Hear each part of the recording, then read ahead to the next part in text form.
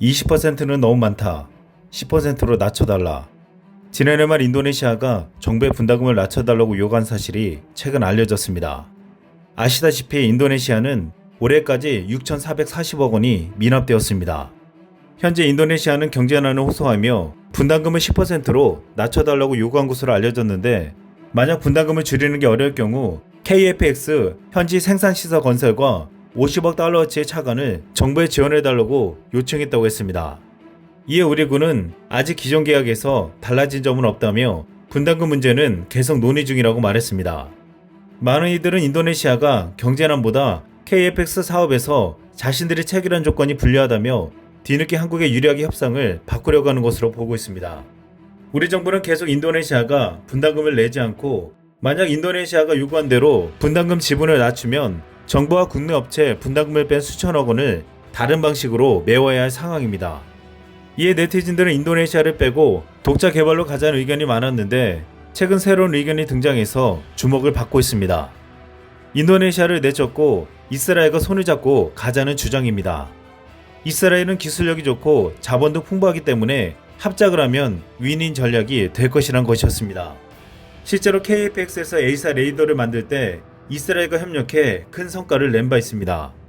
A사 레이더는 주요 부품 4개로 구성되어 있는데, 여기서 레이더 처리 장치와 송수신 장치는 이스라엘 에타사의 것을 도입했고, 나머지 2개인 안테나와 전원 공급 장치를 우리 기술로 만들었습니다. 그런데 한국이 만든 안테나 기술이 놀랄 정도로 뛰어나 이스라엘 기술과 우리 기술이 함께 만든 국산 A사 레이더의 성능이 대단하다고 평가받았습니다.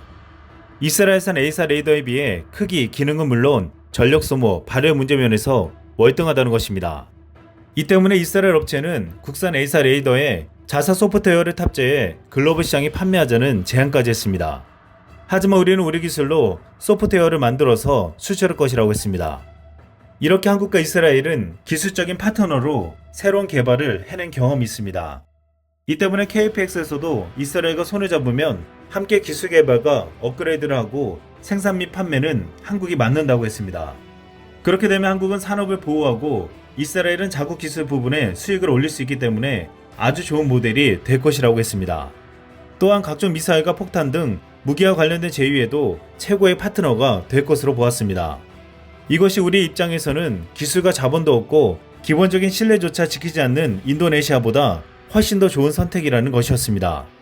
한 미국 군사 잡지는 한때 이스라엘의 지형 추적 레이더를 채용한 한국의 KFX는 인도네시아 등 이슬람교도가 많은 나라에 수출이 어려워질 가능성이 있다고 보도한 바 있습니다. 이스라엘과 인도네시아의 관계가 열악하기 때문입니다. 일각에서는 과거 이 보도를 보고 이번 기회에 이스라엘과 손을 잡고 아예 인도네시아 수출을 하지 말고 본때를 보여주자고 말하고 있습니다. 얼마 전 강원호 방위사업청장은 지난달 인도네시아를 방문해 출고 시 초청장을 전달했고, 최근 인도네시아 측은 프라보워 국방장관의 참석을 알려왔습니다. 안현의 한국항공우주산업 대표이사 사장은 KFX 전투기 출고 행사는 전 세계의 생방송으로 진행할 예정이라고 밝혔습니다.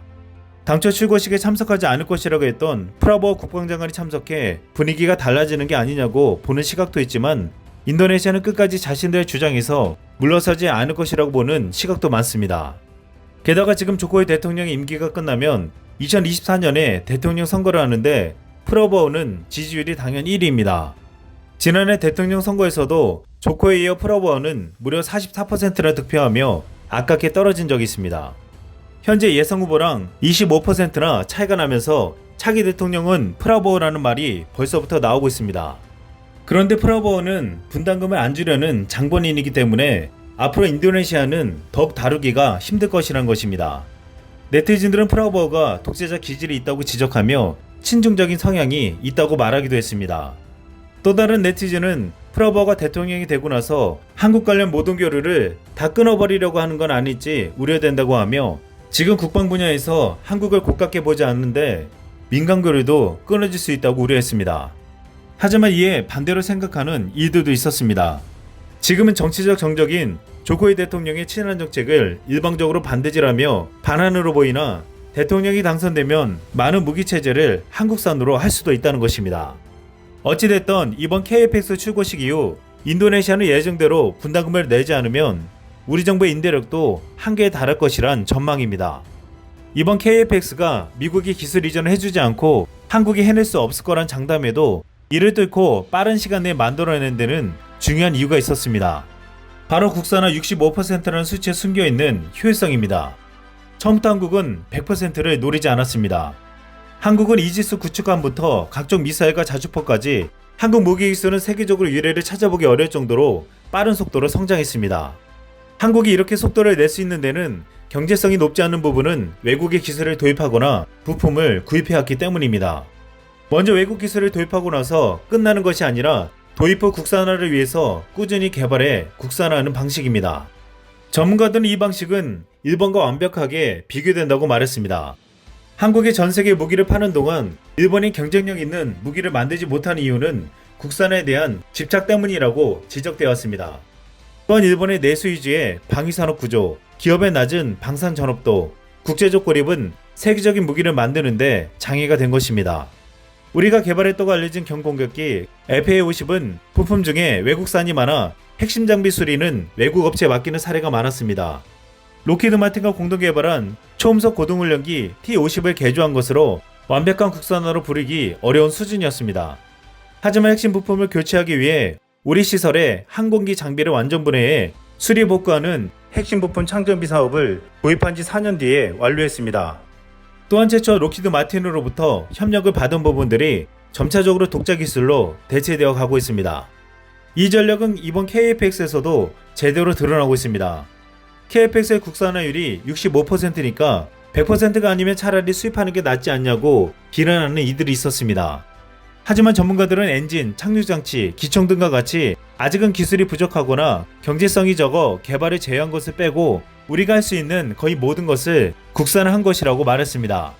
특히 KFX 엔진은 제너럴 일렉트릭의 F414를 사용하는데 현재 세계 항공기 엔진 시장은 제너럴 일렉트릭과 프레드 앤 휘트니, 롤스로이스 등 세 곳이 틀어지고 있습니다.